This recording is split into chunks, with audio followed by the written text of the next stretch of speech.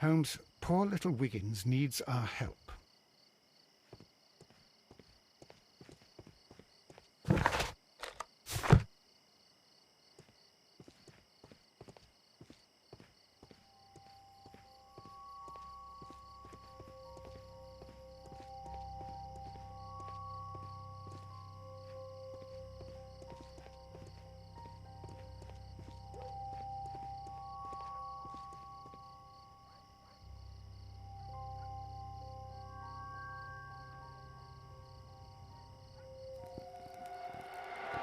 Please, gentlemen, leave the scene now.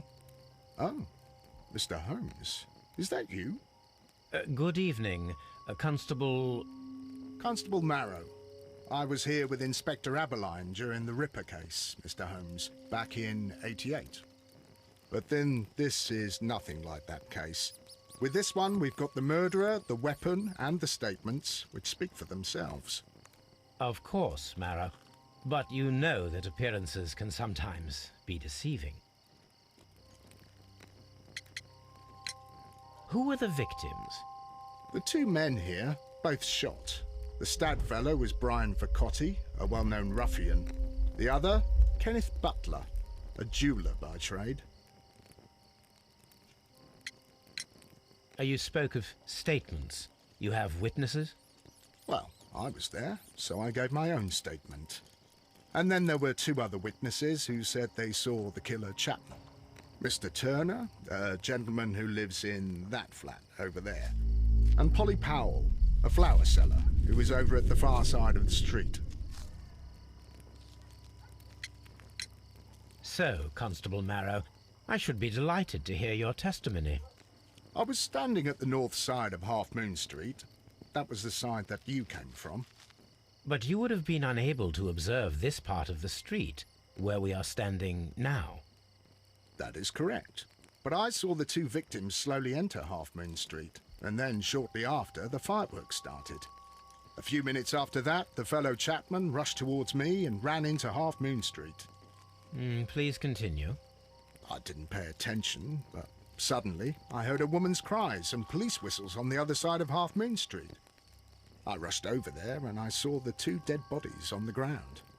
When I reached Whitechapel Street, I saw Leighton Chapman. He'd been caught by two police constables. Did you hear the shots? I didn't hear any shots. The fireworks were all over the sky. They were so loud I couldn't hear anything else. What were the fireworks in honor of, Constable? Well, today's Queen Victoria's birthday, Mr. Holmes. Yes, I appear to have lost track of the days.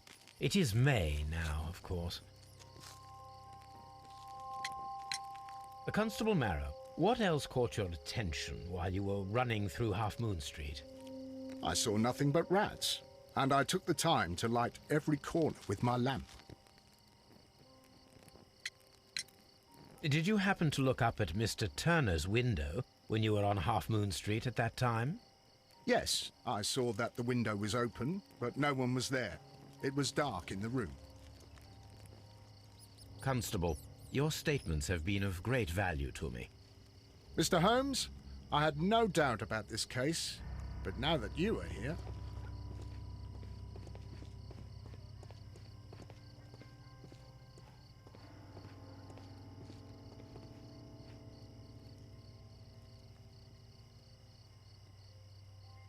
He tried to stop the bleeding with his hand. Death was not instant. The bullet penetrated his stomach, a dreadful wound.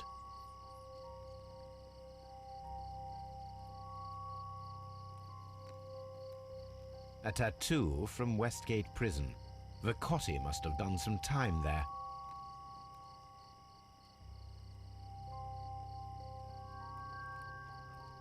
Brian Vercotti suffered greatly.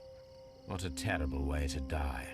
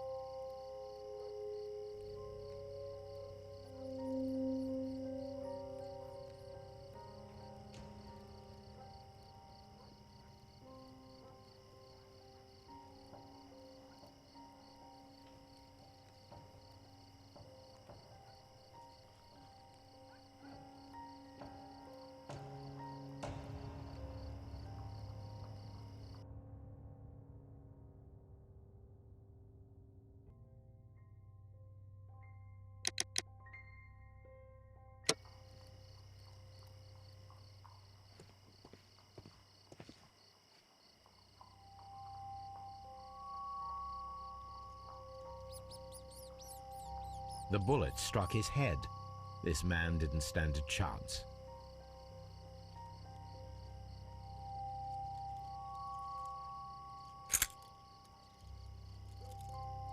This is an ordinary key.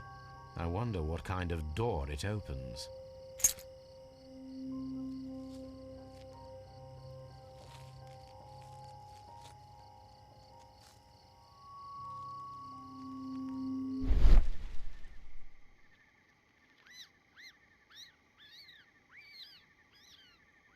A piece of wood that has stuck between the cobblestones. Let us take a closer look.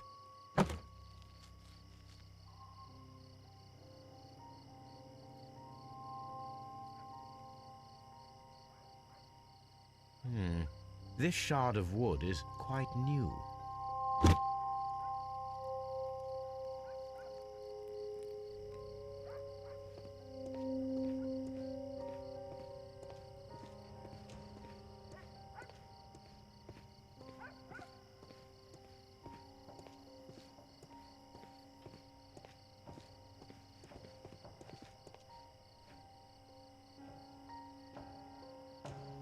Good evening, Mr. Turner. I heard Constable Varro reply to you as Mr. Holmes. Are you that detective gentleman? I've heard of you. And well, I know things about this evening. Excellent. Might we hear your story?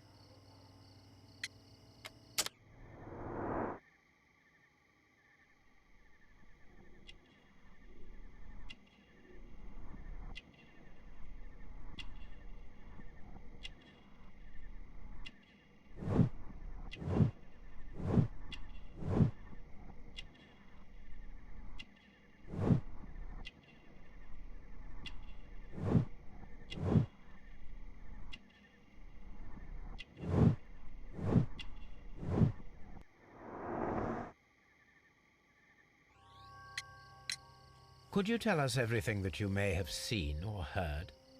I was already in bed when the fireworks started. A few moments after, I clearly heard 2 gunshots from outside. Please continue. I quickly got up and I grabbed a lamp from my nightstand and I rushed towards the window. I looked down and I saw 2 bodies. And there was a man with a gun who was standing nearby. Where exactly? Well, near this body. Did he notice you? I don't think so. He rushed towards Whitechapel Street without looking around.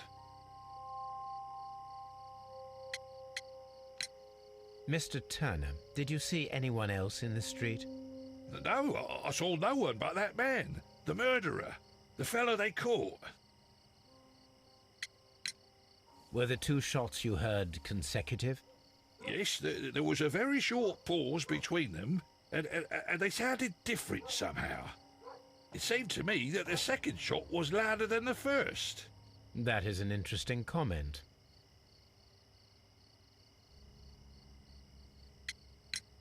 Mr. Turner, what were your actions after you stepped up to the window? I was afraid that the man with a gun might return, so I stayed close to the window till I saw the policeman coming in the Half Moon from Whitechapel. Then I walked out to tell them everything I saw. You have helped us a great deal, Mr. Turner. I'm so glad that the murderer has been caught.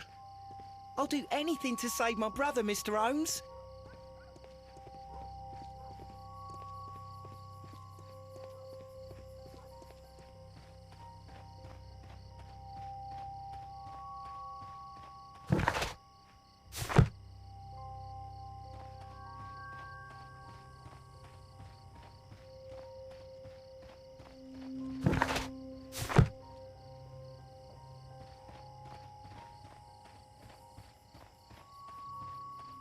Locked. Locked.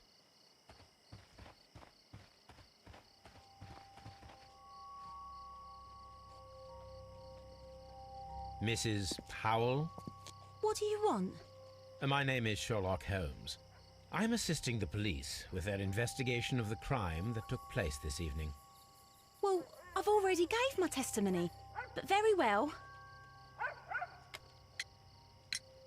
Could you tell us everything that you may have seen or heard? Yes, yes. I was selling my flowers as usual, and then the fireworks began, in honour of Queen Victoria. I enjoyed those. But then, all of a sudden, a young lad ran out of Half Moon Street and stopped just by me. He had a gun in his hand. He was like a ghost, and all covered in blood. It was dark, but I could see him, because of the flashes from the fireworks. And then? I screamed as loud as I could. I knew that a policeman should be on duty in the vicinity. He had no time to escape. 2 constables got him. Then another constable came out from the very same street, and I heard him talking of a horrible murder.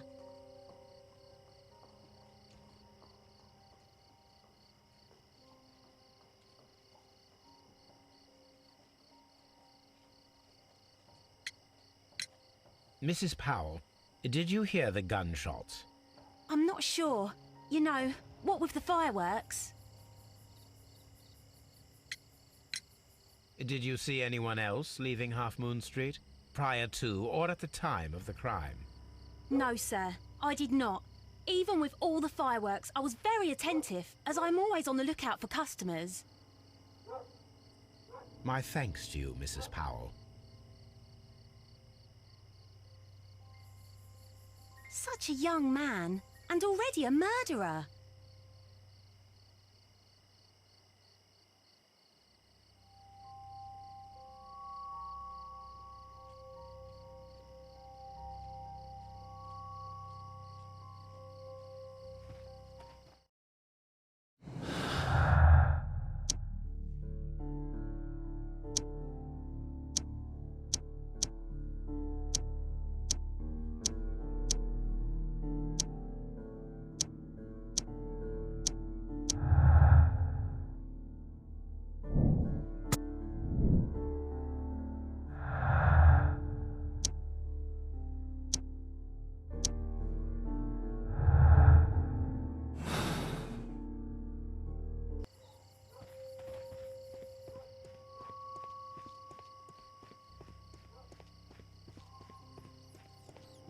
It would be my pleasure to assist you with your investigation, Mr. I'm always wondering what's on your mind, Holmes. A fairly long pole with a forked end. A fairly long pole with a forked end.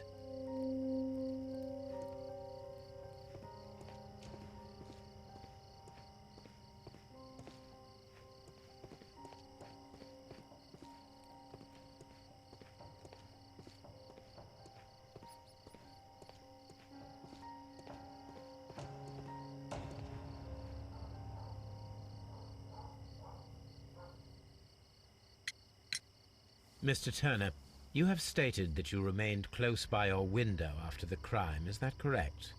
Oh, yes, Mr. Holmes. I stayed at my window until the policeman arrived to examine the dead bodies.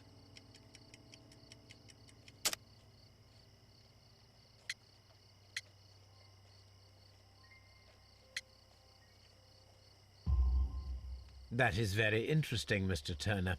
Constable Marrow stated that he did not see anyone at the window when he was running through Half Moon Street.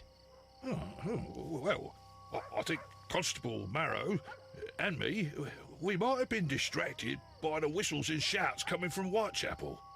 We could have missed each other somehow. Do you understand what I mean? It was a bit of a stressful moment, to tell you the truth, sir. Allow me to form my own theories, Mr. Turner. Would you mind showing me the view that you had from your window? Not at all, Mr. Holmes. Please, follow me.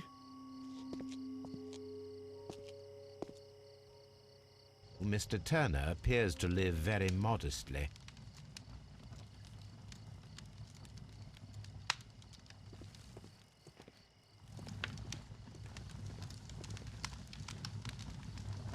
This fire is dying out. It was last tended to over an hour ago.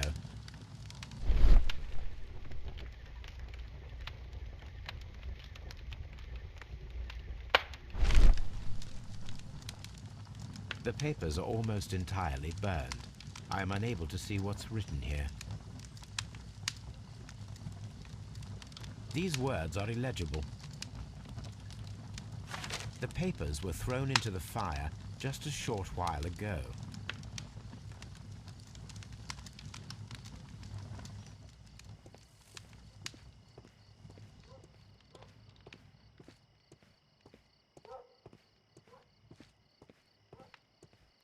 Mr. Turner was roused from his bed by the sound of gunshots.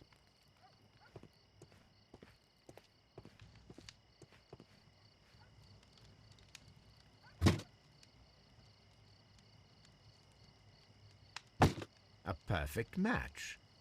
So, Mr. Turner broke his stick when it became stuck between the cobblestones. He did not mention that he was so near to the victims.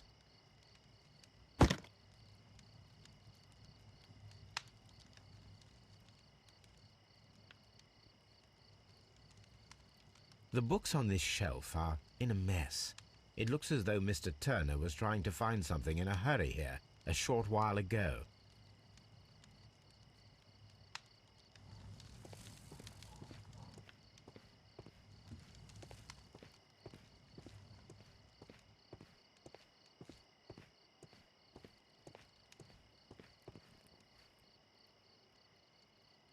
This kitchen knife is quite sharp.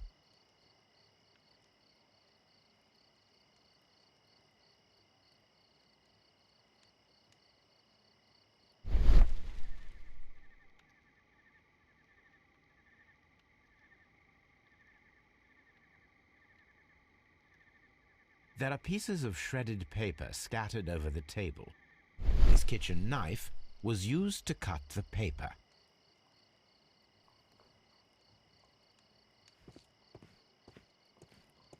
Anything else you would like to know, Mr. Holmes? So, that's the view Mr. Turner had when he opened the window. The dead body of Kenneth Butler. Brian Vercotti's contorted corpse. Mr. Turner had a perfect view of the crime scene. He saw the bodies clearly, and Leighton Chapman standing over them.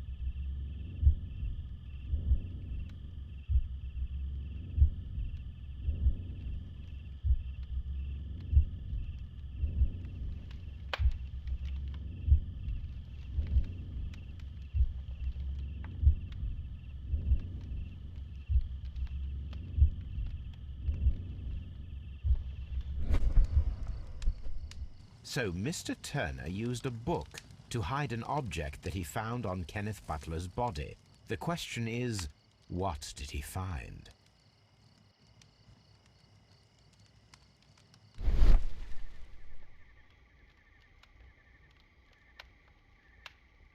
I can see prints from greasy fingers upon the cover of this book. Let us take a closer look. Well now, what a find! A precious jewel, concealed inside a book. A bracelet with a unique ram's head design, a distinctive feature of ancient Grecian artifacts. probably of the Hellenistic era.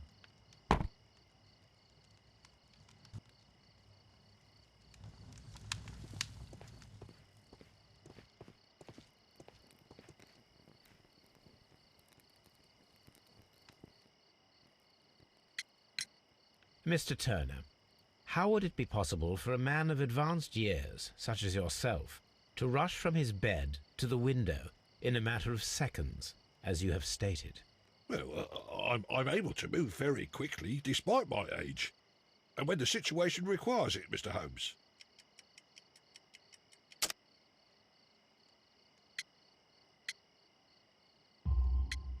I highly doubt that, Mr. Turner.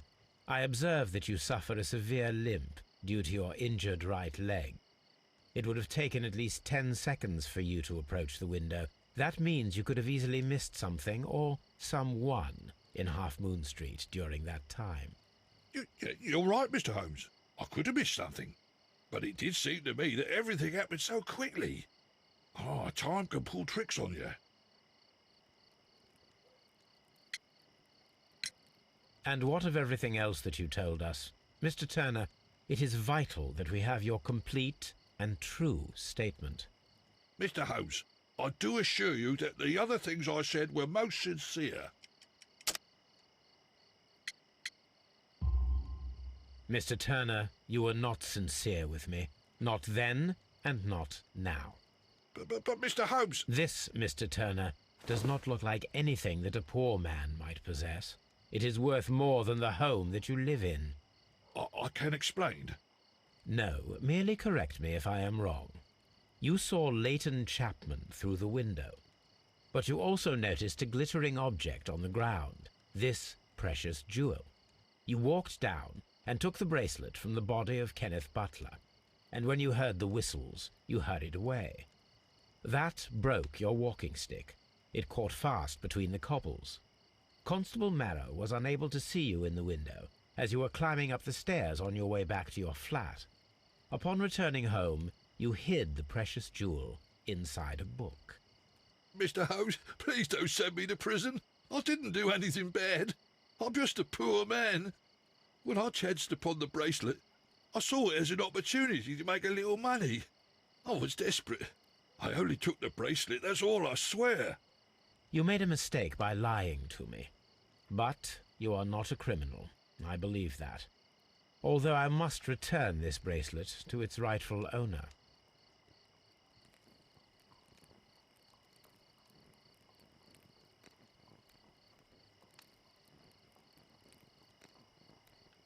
That's why it's better to stay at home at night.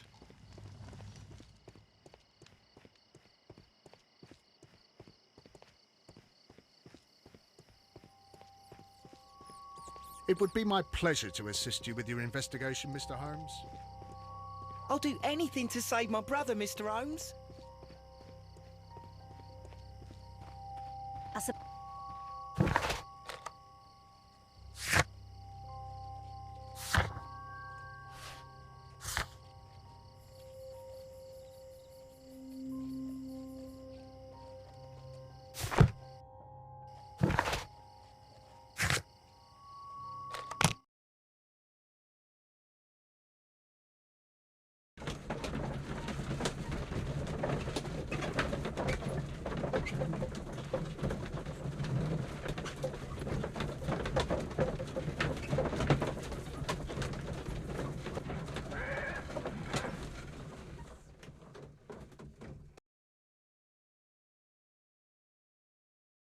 Mr. Holmes, whatever brings you here so late at night? I'm interested in the case of young Leighton Chapman. He was arrested earlier this evening and accused of a double murder. I beg your pardon? That case is quite clear to the police. Or are there any new facts that we don't know about? Who knows, Inspector? Look, you are free to investigate, of course, Mr. Holmes. Chapman was arrested with a revolver in his possession, which you can find in the evidence room. The suspect himself is in custody. Did you find anything else on his person? A few personal belongings. Nothing particular, Mr. Holmes. Thank you, Lestrade.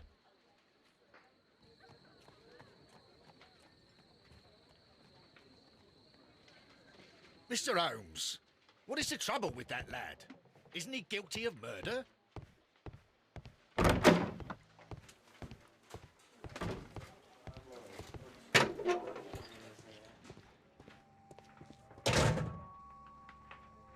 A cheap watch, bought with his own money, no doubt. These cigarettes are filled with cheap tobacco, nothing interesting. So this is the gun that Leighton was holding when he was caught by the police. It is a Webley revolver, a reliable weapon. It seems as though the shells were not removed from the cylinder.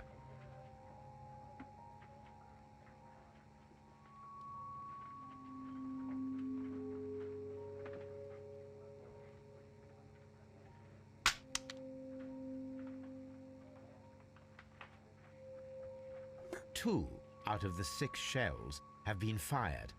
There were 2 shots.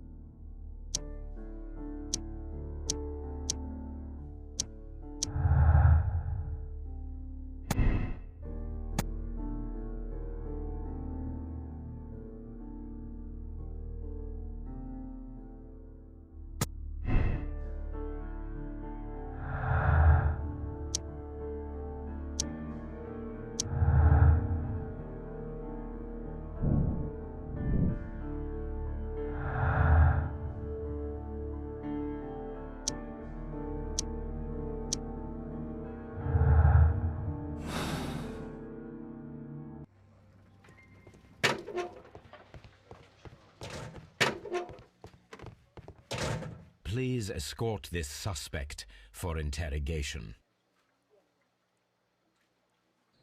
Good evening, Mr. Chapman. Who are you? I've got nothing to say. It's all a mistake. Calm down, Leighton. I have come here to help you. To find out if you truly are innocent, as your younger brother Wiggins has told me. My brother? You know him? Then that means you're... Sherlock Holmes. Oh, blimey. All right, Mr. Holmes. I'll tell you everything.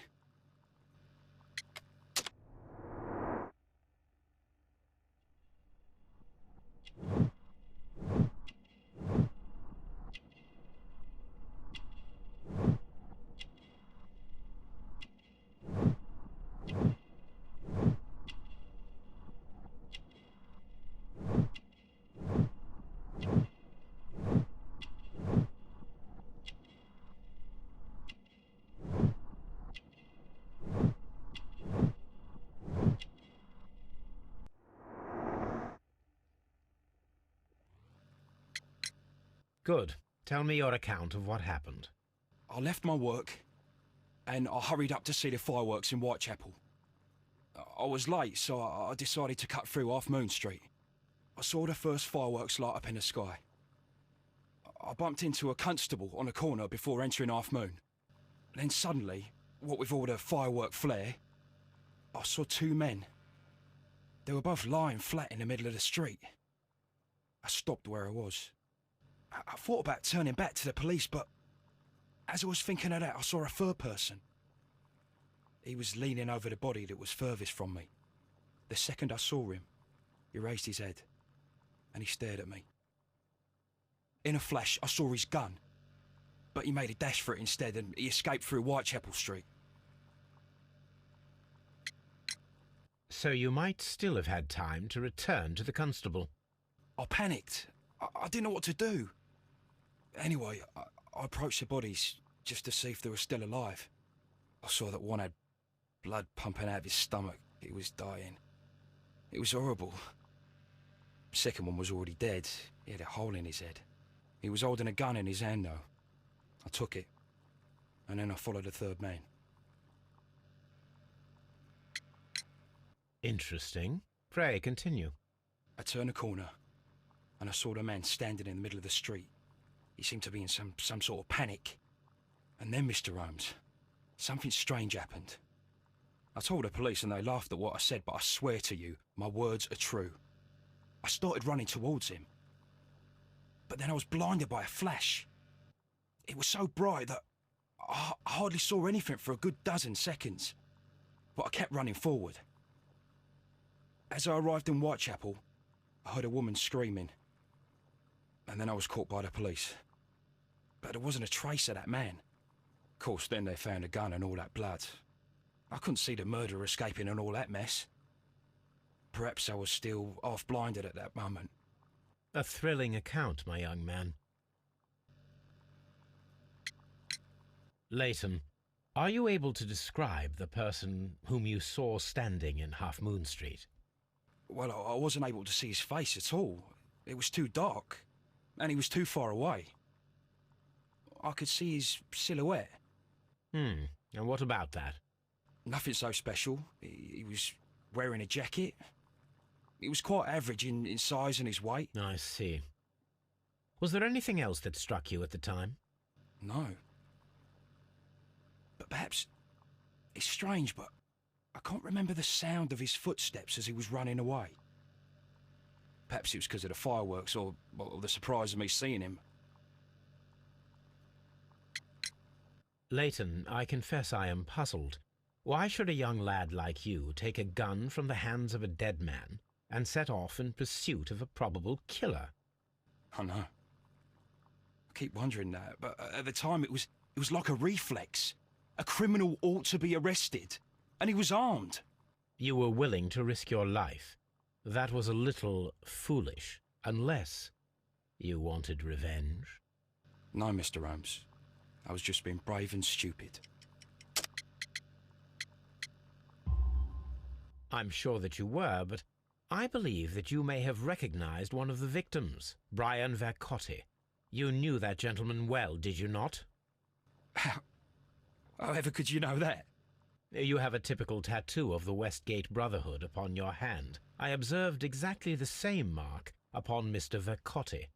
You came to know him from your sharing a past prison sentence. Am I correct, Mr. Chapman? Oh, God. You're right, Mr. Holmes.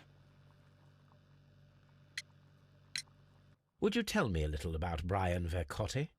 We were convicted for a robbery. Once in prison, both of us joined one of these fraternities. During that year, we tried to help each other out, you know? You were quite young then, I believe. Yes, Mr. Holmes, we were. We'd only stolen a pound of meat. After we were released, and when I saw what my little brother had become, I decided to work towards living an honest life. And Vercotti? He had a hard time. His sister had died in a Whitechapel dispensary while he was in prison. He had no family anymore. Our paths split. He fell back into crime. So you lost him? Yes. And for around 2 years, I heard no news of him at all. We shall see you soon, young man.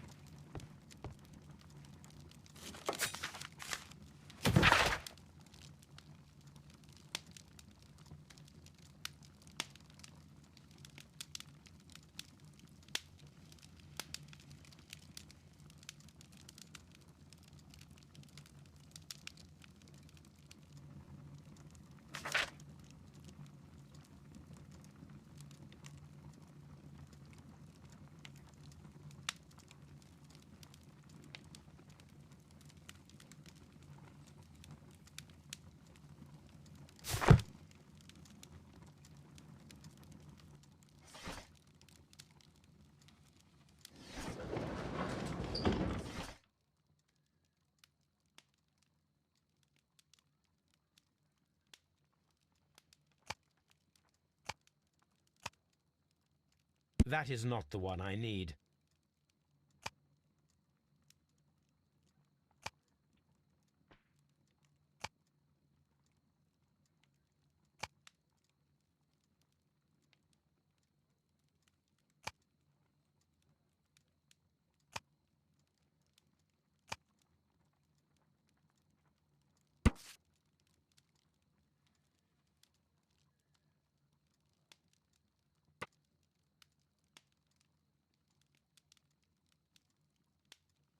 Here it is. I need to continue my research in my archives.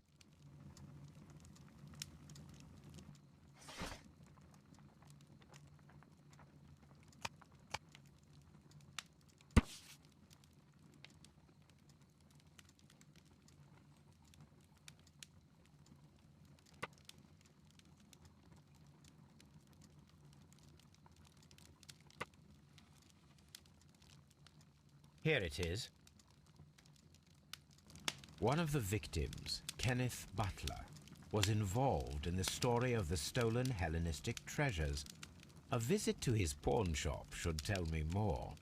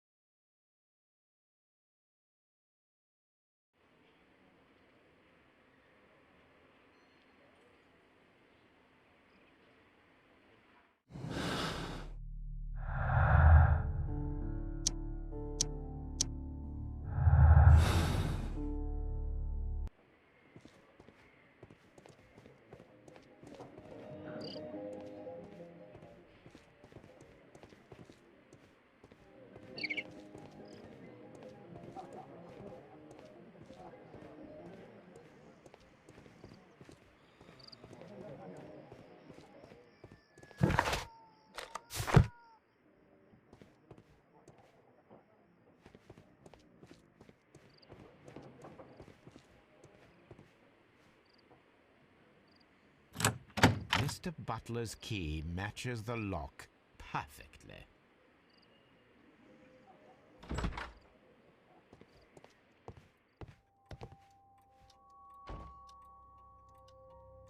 Crampons and a sharp ice axe would only be brought here by a mountaineer.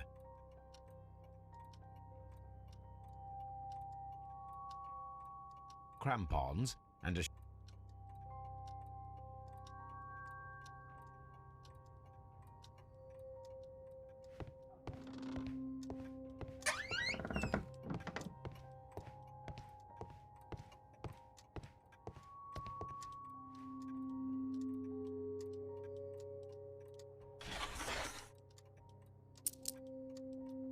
The ram's heads. This necklace belongs to the 5 Rams of Mittelin collection. Interesting. That means that Kenneth Butler owned a part of this collection all this time, 10 years after the theft.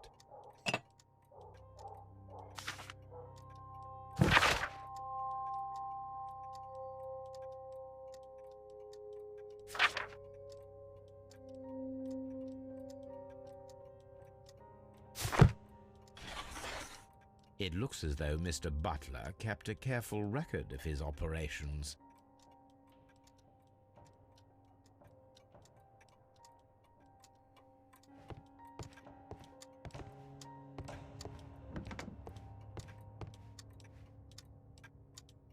A flare pistol. Perhaps it was pawned by a destitute sailor.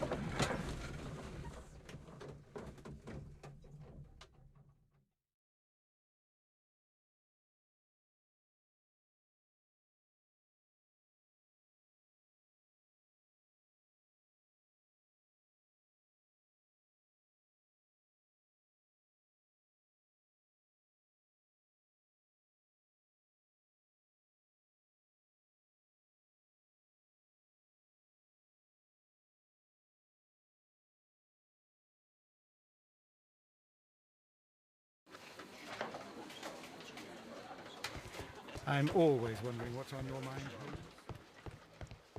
Holmes. Mr. Holmes? Please believe me, Mr. Holmes. I'm not a killer.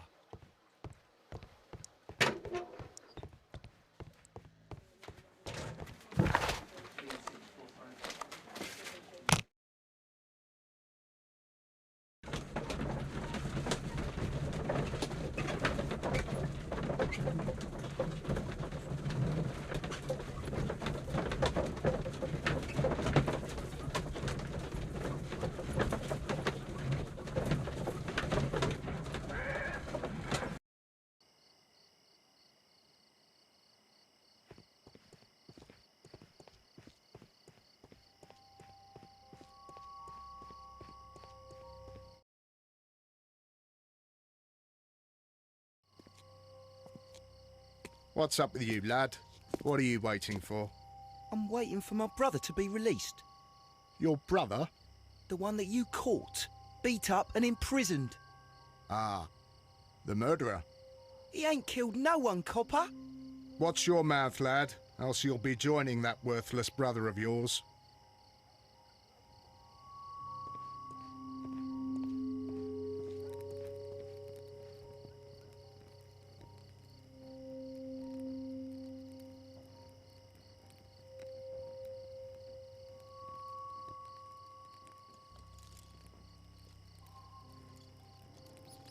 It would be my pleasure to assist you with your investigation, Mr. Holmes. Mr. Holmes, did you see my brother at Scotland Yard? Is he all right?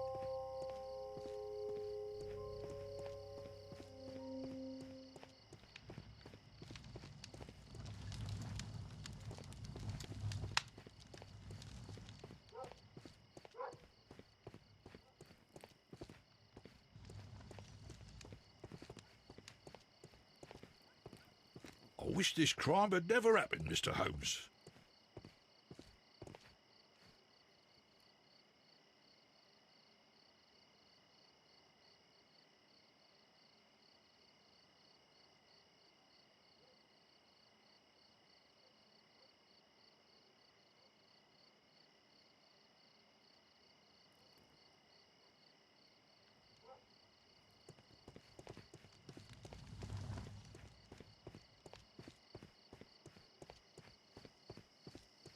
Mr. Holmes, did you see my brother at Scotland Yard? Is he all right?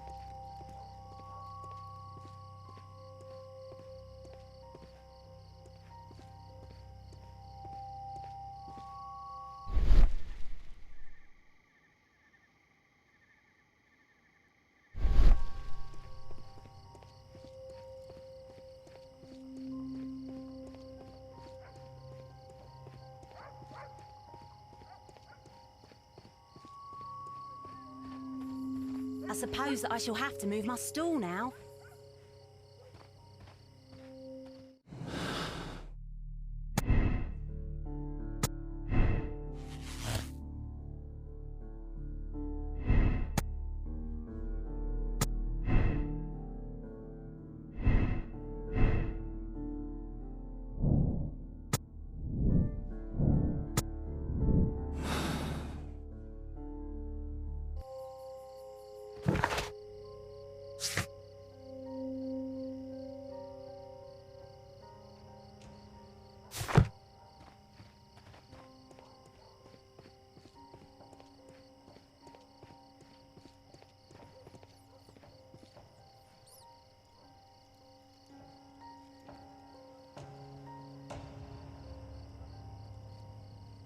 The bullet struck his head. This man didn't stand a chance.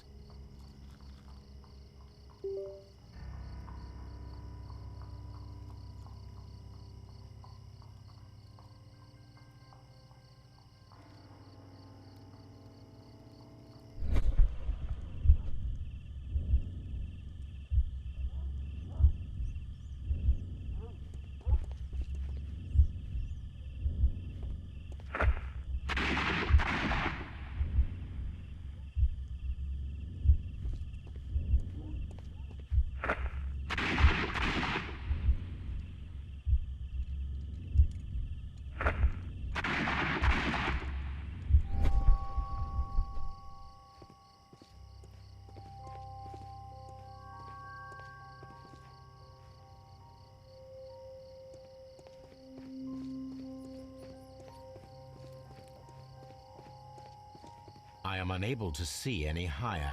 I need to find something to lift my lamp.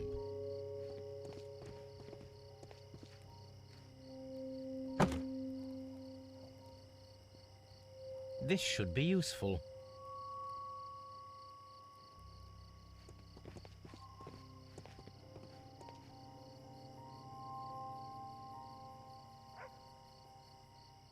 This is most definitely a bullet hole. The brick cracks are fresh. Watson, there was a third shot fired in this street.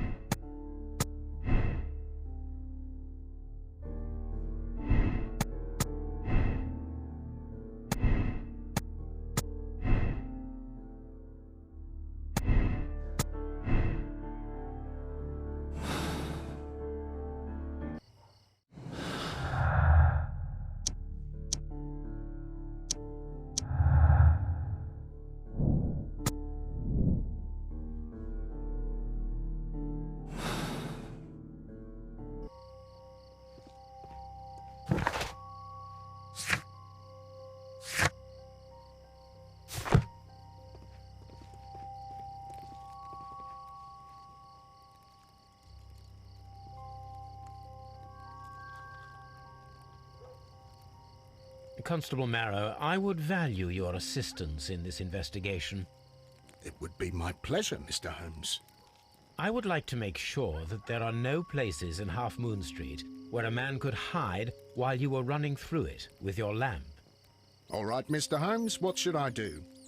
Take your lamp and start walking, just as you did before, and try to find me. Understood.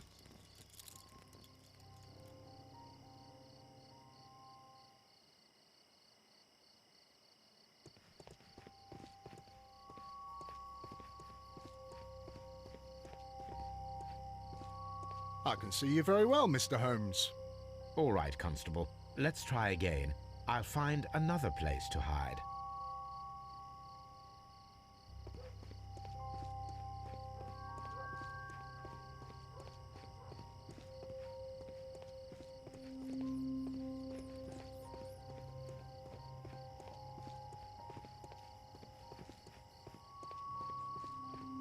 No, this is not how I walked at the time of the crime. I was more attentive. Let's start over again.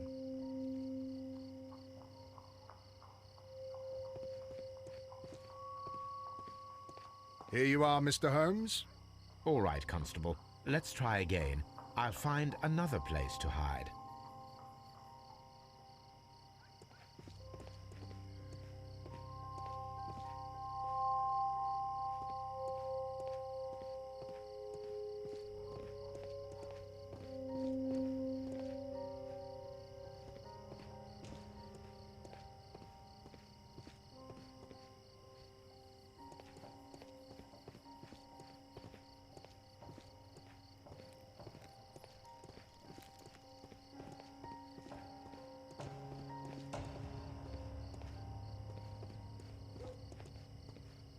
Mr. Holmes, it wasn't difficult to find you at all.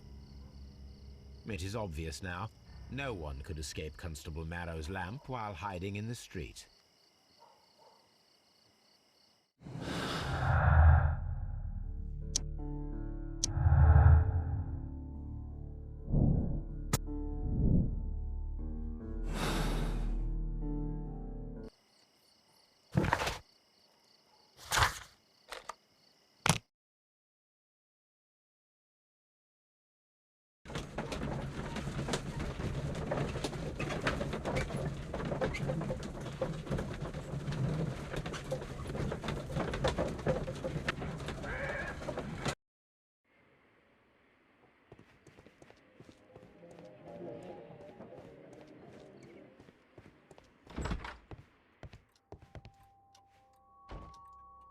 These tools are exactly what I need to climb the wall.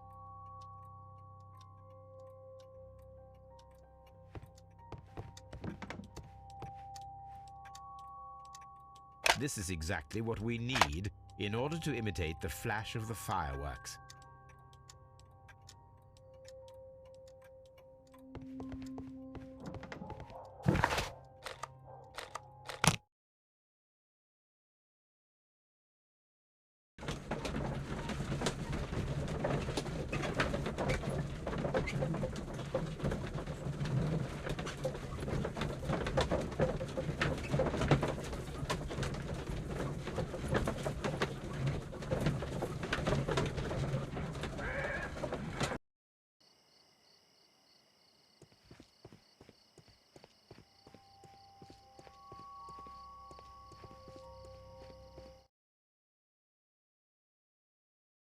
Why are you looking at me all the time like that? I'm just watching you, lad. I never know what to expect from people like you. People like me? Yes, street beggars and thieves. I ain't a thief. Oh, no? Then where did you get whatever it is that you're gnawing on? I very much doubt that you bought it. What ain't seen can't hardly be stolen.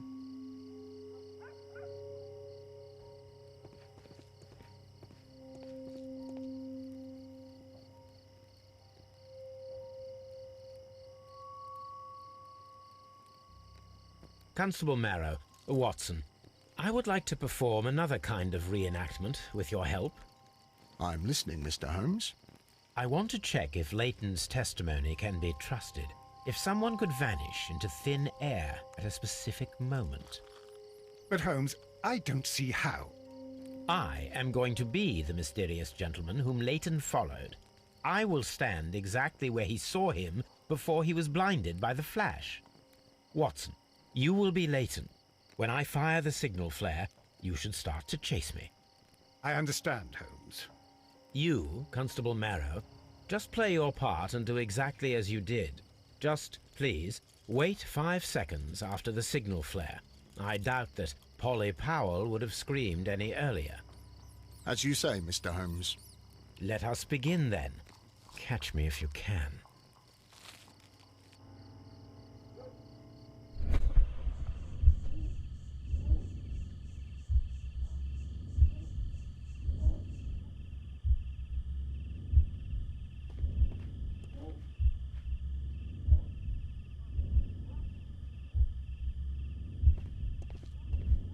The moon illuminates this wall, Anyone trying to climb it would be easily spotted by Constable Marrow.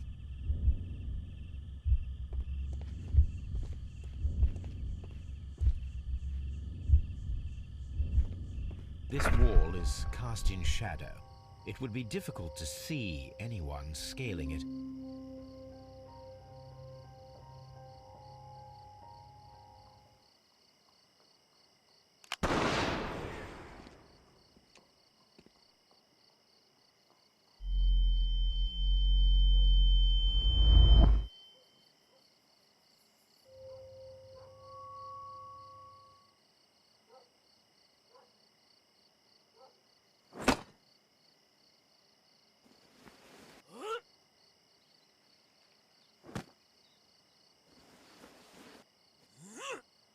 I can barely see anything.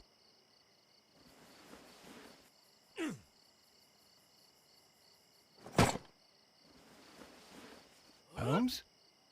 Are you there?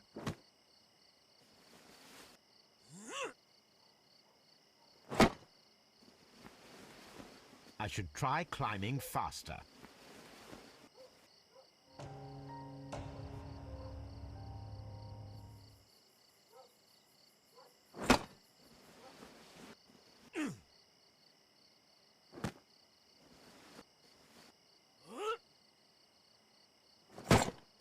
I can barely see anything.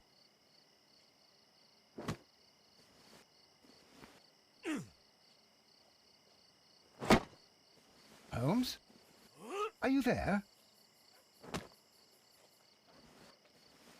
Where is he? My God, a man can't just disappear like that.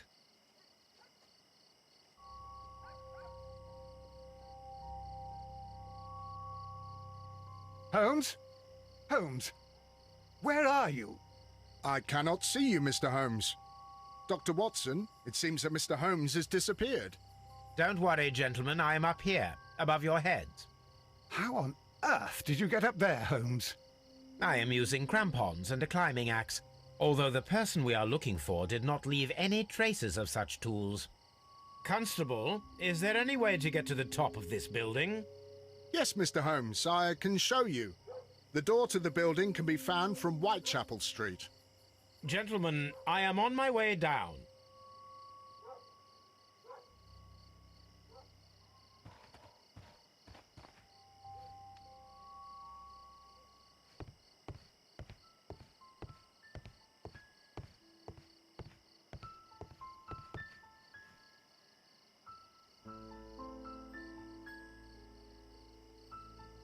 Someone broke through the window to get inside the attic, but in his haste he ripped his jacket.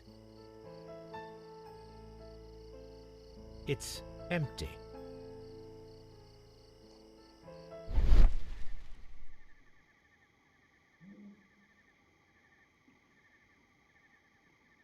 A cluster of thick black threads. They're unusually strong. I should examine them under the microscope.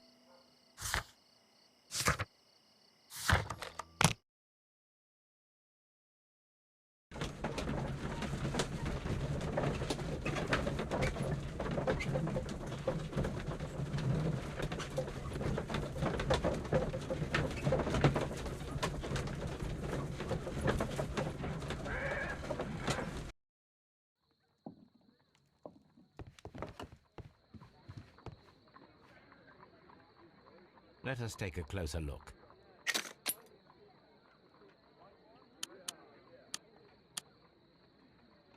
It is not a thread, but a hair. I very much doubt that it is human. I need to compare this sample with a human hair and a horse hair. A shaving brush is usually made from horsehair. Watson, could you please pass me your shaving brush? Here you are. Watson, look, what's outside the window? Well, I don't see anything. Ouch! Holmes! Oh, don't make such a fuss. One little hair. Human hair is significantly thinner than the black sample. The horsehair is thinner than the hair that we found. So, this black hair belongs to an animal, and it is larger than a horse. A hair from a large and exotic animal.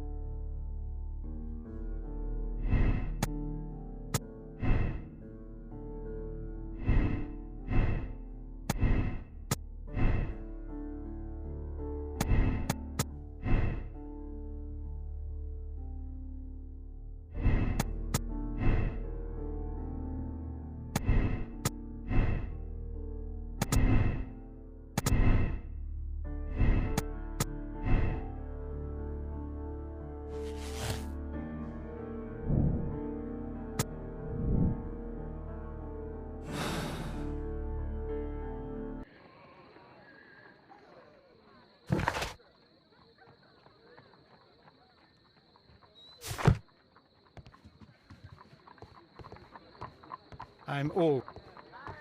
Wiggins is currently at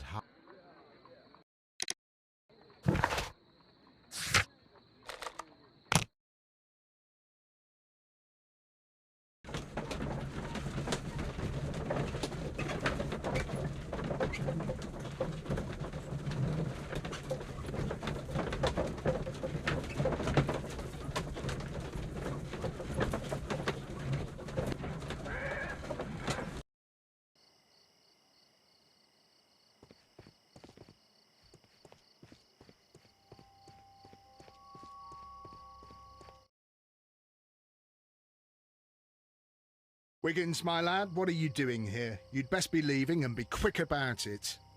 I've done nothing wrong. You'd learn more by watching Mr. Holmes. He knows exactly what he's doing, not like you. Oi, watch your tongue.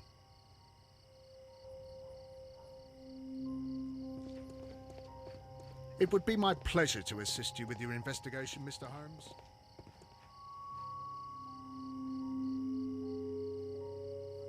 Mr. Holmes? We have good news for you, Wiggins. The investigation has proven very interesting so far. We found facts and details that confirm your brother's innocence. I knew it, Mr. Holmes. But for now, Wiggins, we need your help. Anything you like, Gov. I need you to locate a circus that has stopped over in London. It needs to have disposed of at least one exotic animal, a very large one. You can count on me, Mr. Holmes.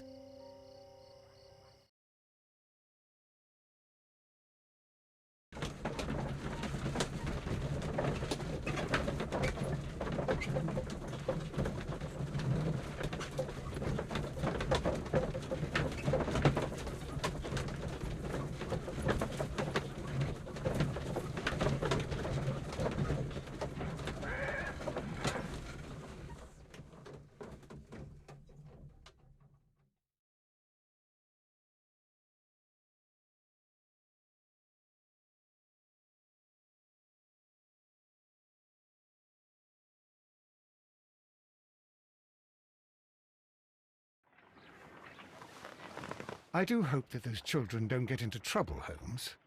Don't worry, Watson.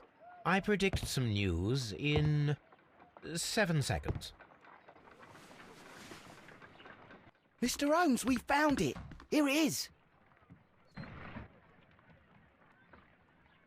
And this is a young Indian elephant, the highlight of the show. Duval brothers, a well-known travelling circus that is currently stopped in London. I believe that is exactly the type of circus we are looking for. I'll pay it a visit.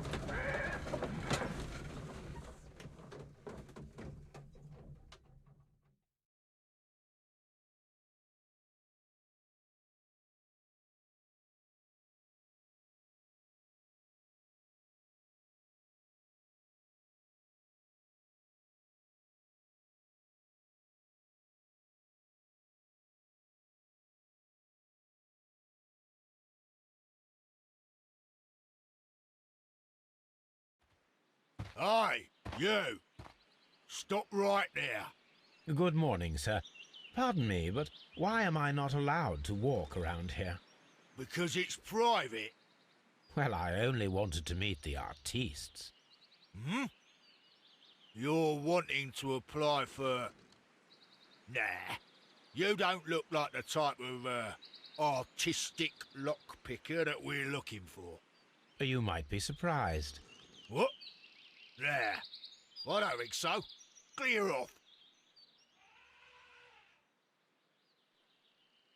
You're a bit slow to catch on, eh? Get lost. You're a bit slow to catch on.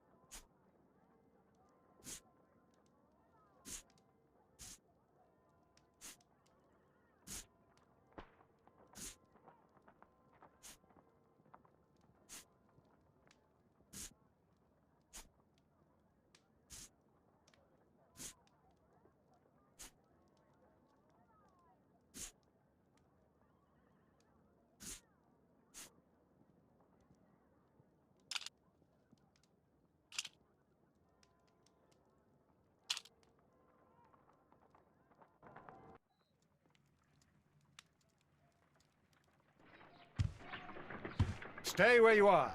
What are you doing here, and where is Sherlock Holmes? Calm down, Watson. Take deep breaths now. It's me. Oh, thank God, Holmes. I can't get used to your disguises. Thank you, Watson. That means I am ready to go.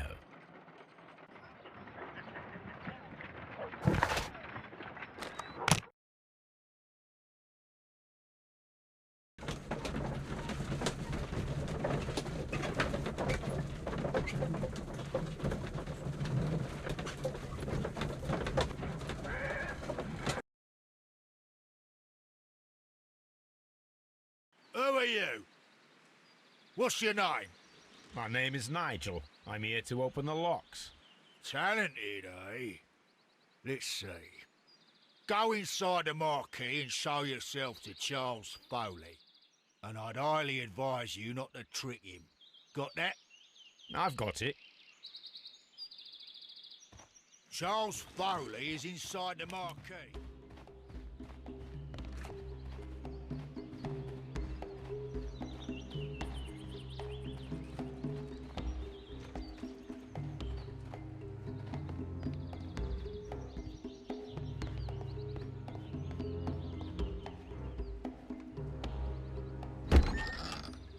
So, everything is here, just as you asked. And what about the money? Some of the barrels are wet. Transportation issues, it couldn't be helped. Whatever. We'll be here after midnight to pick up the supplies. I want to be paid first. No. You'll be paid after we make the transfer, as I said. Right? I hope that no one saw you. The police are on the lookout. Of course not. I'm a professional. Glad to hear it. Be ready for tonight, then.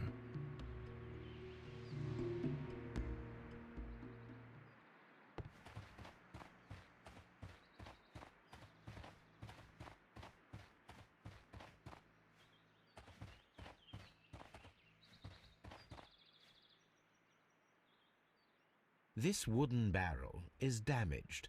It is difficult to say what is inside.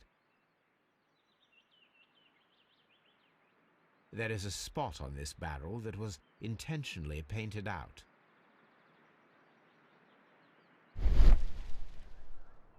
The crest of the Honourable Artillery Company. Could it be gunpowder? I need to be sure.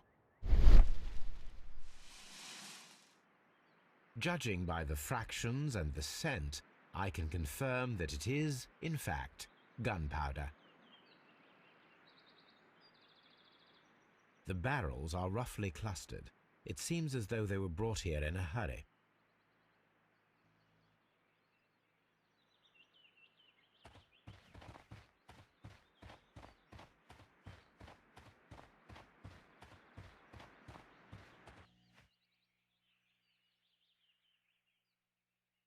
From lambs into lions, those are words of encouragement and defiance.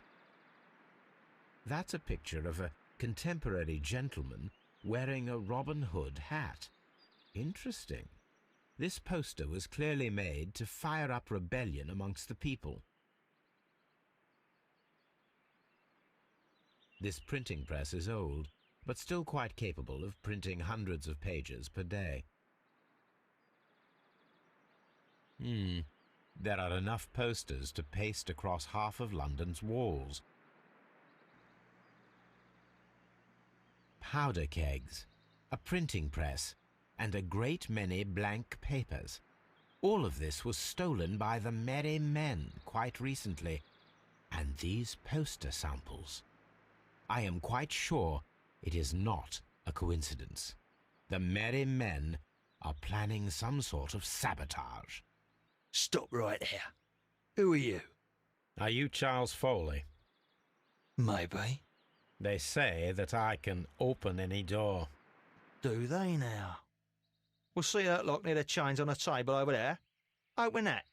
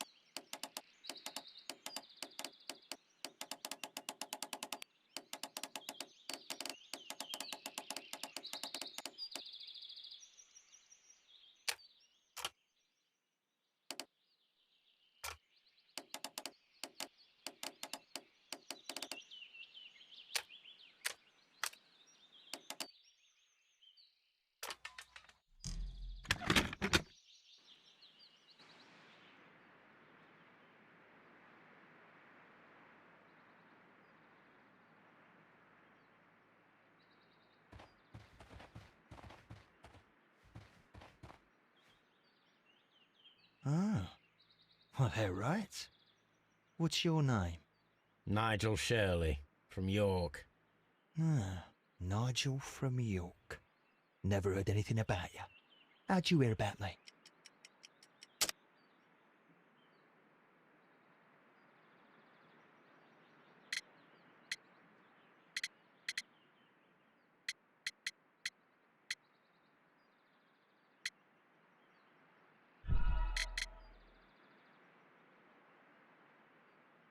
Ah, Nigel from York. Never heard anything about you. How'd you hear about me? It's a long story. I met your brother, Vincent the Butcher Foley, in prison. He told me all about his betrayal and all about you. Before I was released, he told me that you might find a job for me one day and pay me some money for me craft. Well, he died. 7 days ago, in prison. I'm sorry to hear that. That's all right. The traitor has paid the blood price for it. And you'll do the job anyway, because I need a talented lockpicker. I know just where to search for his legacy. It's all about the Hellenistic treasures, isn't it? Osh, you fool. Now, listen up. You'll come with us tonight, and you better mind yourself. Us? Wait, who's coming then? Billy, Jack and me. And what will I get for that? We'll share the loot. The one you seem to know about. Right. Wait for us at the abandoned manor house on the corner of Ladbroke Grove and Kensington Park Road at midnight. Deal.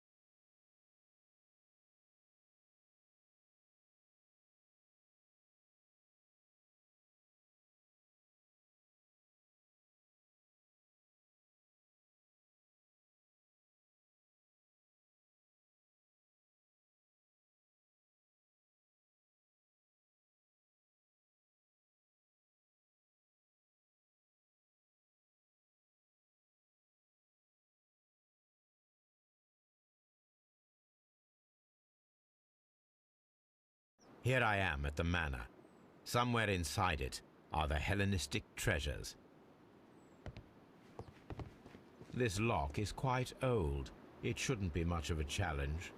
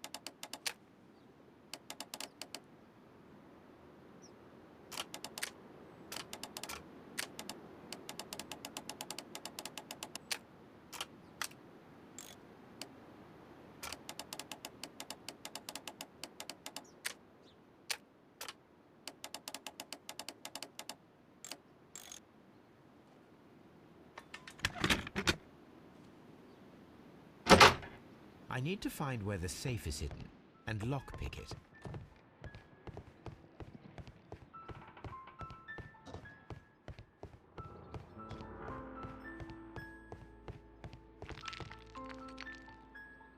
This cupboard is an absolute mess. Several books have fallen from the shelves. It seems as though this cupboard can be moved. I'll give it a try. So, that's the lock I must open tonight. Let me see.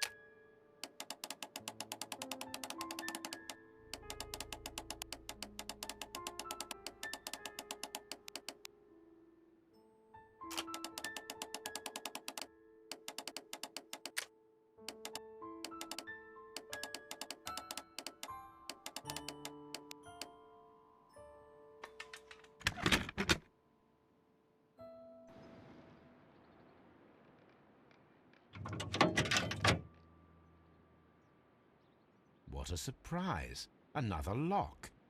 And I won't be able to pick it.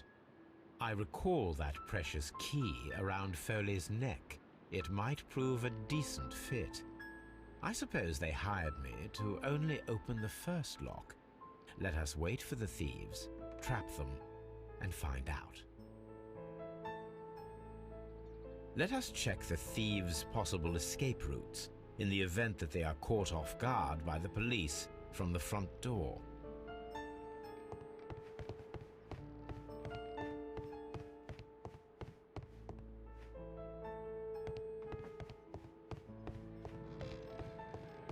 Although this window is high above the ground, it would be possible for one of the thieves to attempt to use it for their escape.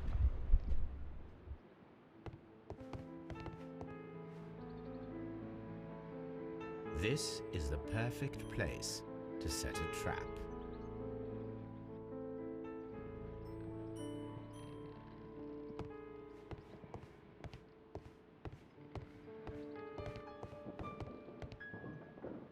This should be useful.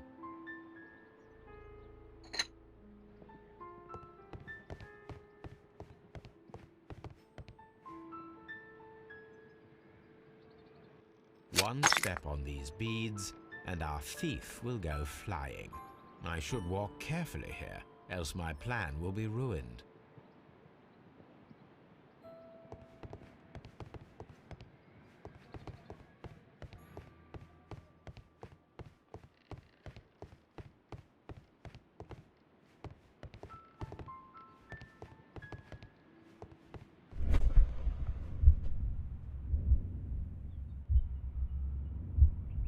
Any thief who finds his way upstairs will roll down very quickly.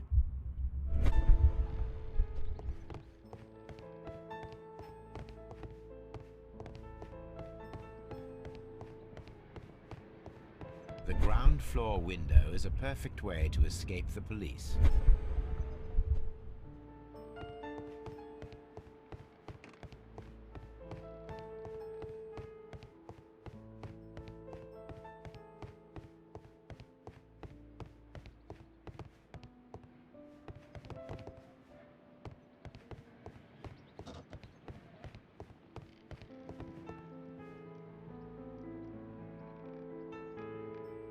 This hatch leads to a cellar.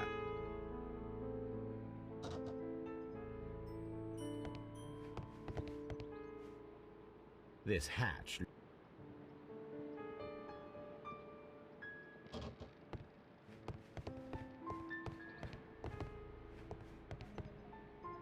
This works very well. No one will escape through this window now.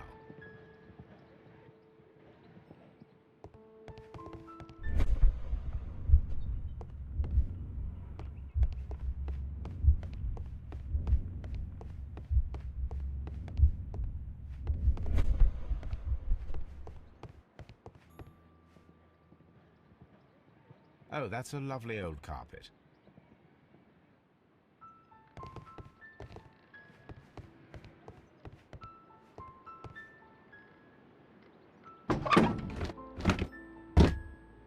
There is no ladder.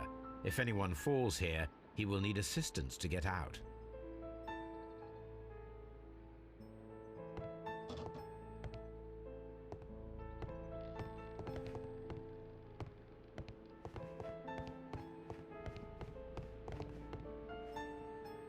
This should be useful.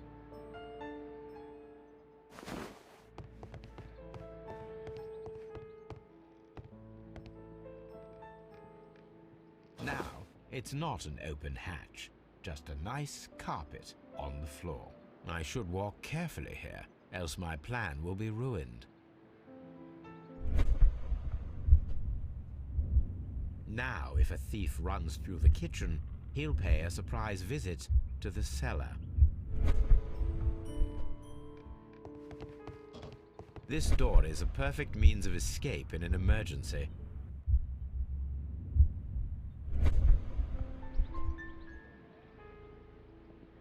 A solid rope.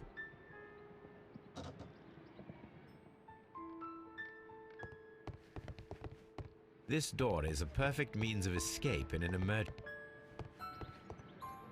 This should be useful.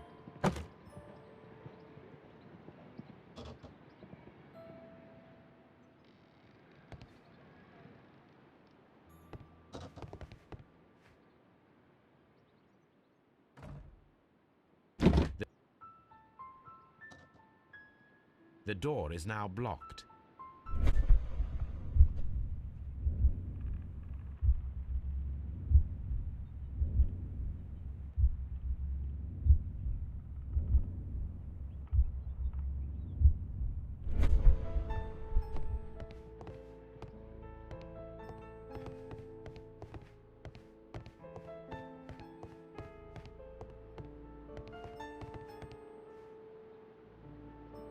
I wonder what this old chandelier is doing on the floor. It looks as though it was poorly attached. I suppose that the thieves already tried to open the lock with this formidable hammer, but they were unsuccessful.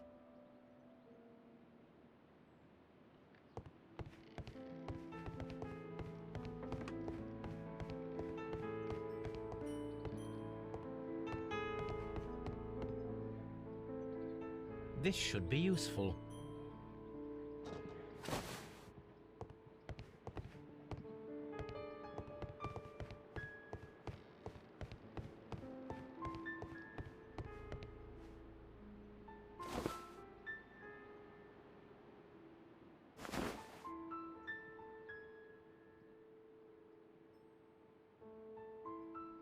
Now, if anyone takes the hammer, the rope will uncoil and make the chandelier fall.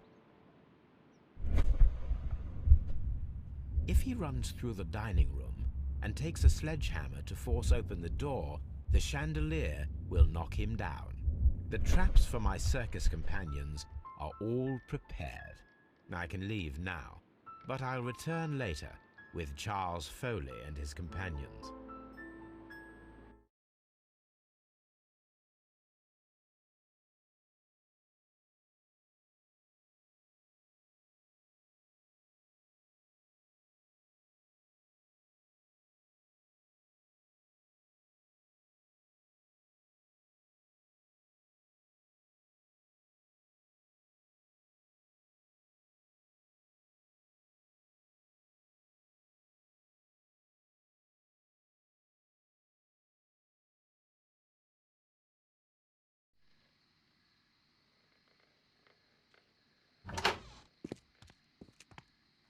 Police! Police!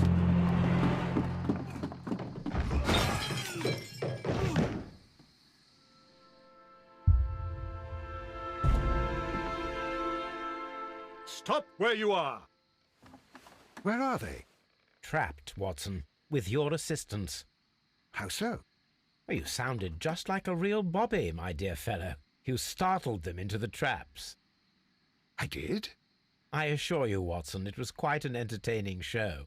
They will not escape the house now. You scum! And this is the pistol used for the murder in Half Moon Street. How'd you know about that? Have you closed the case yet, Sherlock? Mycroft, what are you doing here? Did you follow me? Sherlock, it may seem that I used you, but you should be pleased to know that you have served our Queen well, in this instance. So now, let us catch the big fish. But this man is not one of the merry men? No. Then why exactly are we here, Sherlock? This gentleman, Charles Foley, has been involved in a double murder, and the hunter of a set of valuable antiques, the Hellenistic treasures, which disappeared in a theft many years ago. You're no better than the coppers!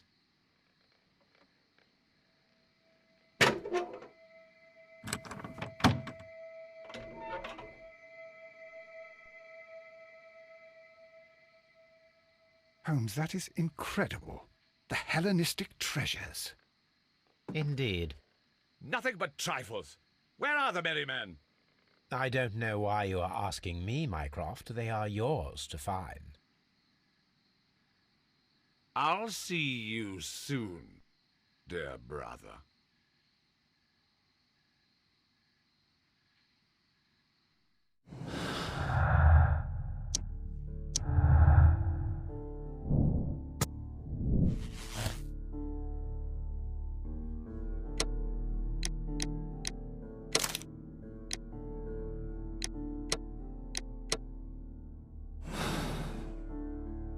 Don't move, you...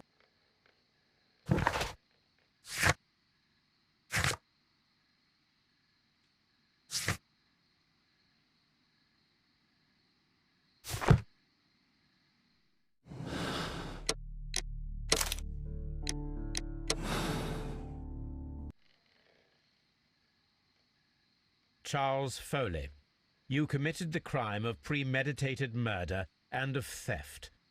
You will be severely punished for your deeds. You are pitiful, you Scotland Yard dog. Save your words for the gallows. I'm sure the journalists will love them. I shall leave now, Watson. Gentlemen, please take our friends here into custody. Where are you going? I have unfinished business. I'll see you at Baker Street.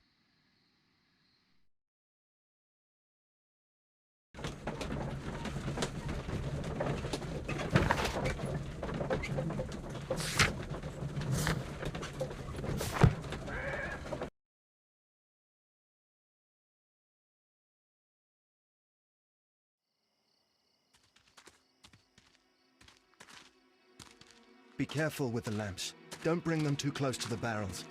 Good evening, gentlemen. Who's there? That is of no importance. What matters is who you are and the plans that you have here. So you can stop us from carrying them out? Eventually, yes. Hey, careful. You'll blow us all up. I'm listening. We are a group known as the Merry Men. But I suppose you knew that already. We are the men who've already lost everything of value in their lives. We are ruined shopkeepers. We are workers who were fired from their jobs, honest people who were robbed. We were forced out from our homes and thrown onto the street, and all of this in the name of the so-called law. The laws that were set out by our government. The laws that make the commoners only more vulnerable and the wealthy more protected. We are not only from the British Empire. Some of us are from the New Lands, America, Australia, and we are many. But men we are still, and we are merry for that we stopped being afraid. For those powers that be had done their best to plant the fear inside our souls, and we accepted it so easily. The fear advised us to keep our heads bowed. It prevented us from fighting. Bankers and politicians... They own our lives, our work, our bread, and they push us to compete between each other, just to see who may serve them better. But in the end, they are the few, so they are weak. They are nothing without their titles. We should not fear them. Our so-called masters should fear us instead. The time has come for our group to stand tall. Our great and many merry men. We are going to blow up the London Stock Exchange. No life shall be lost. But ownerships, debts, and property titles? They shall all be destroyed. They're only papers, after all. So many people will be freed over this night. That is a radical step to take. What result do you truly expect? Chaos. But soon people will understand that they are free, and that they don't belong to anyone. They will be able to work for themselves, together, without letting the rulers dictate what to do, and finally justice will arise. What you are intending to do is a crime. It is not justice. How do you see justice, then? Kids go to prison for a loaf of dry bread. And how many lords do you see punished for stealing from their people, sending them to their deaths in mines or overseas to fight for land? Our masters wouldn't hear us. So now it's time to sing the song of the merry men. Will you let us do our duty?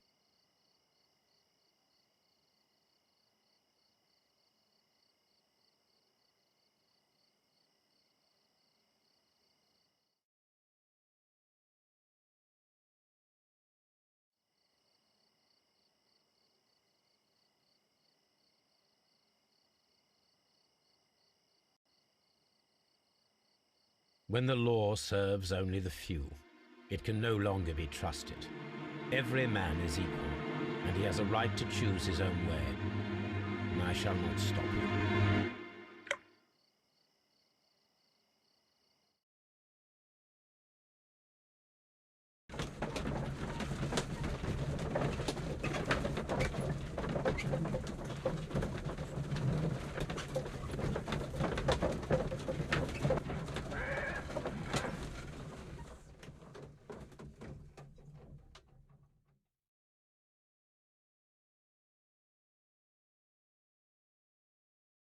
So, you're interested in Russian literature now? Quite, lately. It is an interesting book. I remember a few lines. Really? I tried reading it myself, but I had a hard time understanding it. Yes, Doctor. It's about intelligence. Sherlock, I vaguely recall one of the lines. Sometimes it takes something more than intelligence to act intelligently. There were also a few words along the lines of, pain and suffering are always inevitable for a large intelligence and a deep heart. Tell me, Doctor, does my brother show any signs of pain or suffering? Not that I know of. Because you see, Doctor, behind all of his masquerade, my brother does possess a deep heart. So deep that he does not recall where he places his love. Well, I'm sure that... His love and his duty that, in the first place, should be directed towards the Empire. For without it, we would be nothing. A country filled with uncivilized men. I should leave now. Sherlock, Dr. Watson. Holmes, what just happened? What was that? The start of a new world. Anything in the post, Watson? Any clients worthy of our attention? Only a second reminder from Mrs. Hudson about our new neighbour. She urges you to remove your... Oh, I don't care about that. Holmes, the lady who will be moving in shortly has requested the use of our spare room to place all of her boxes. Wait, what? A lady?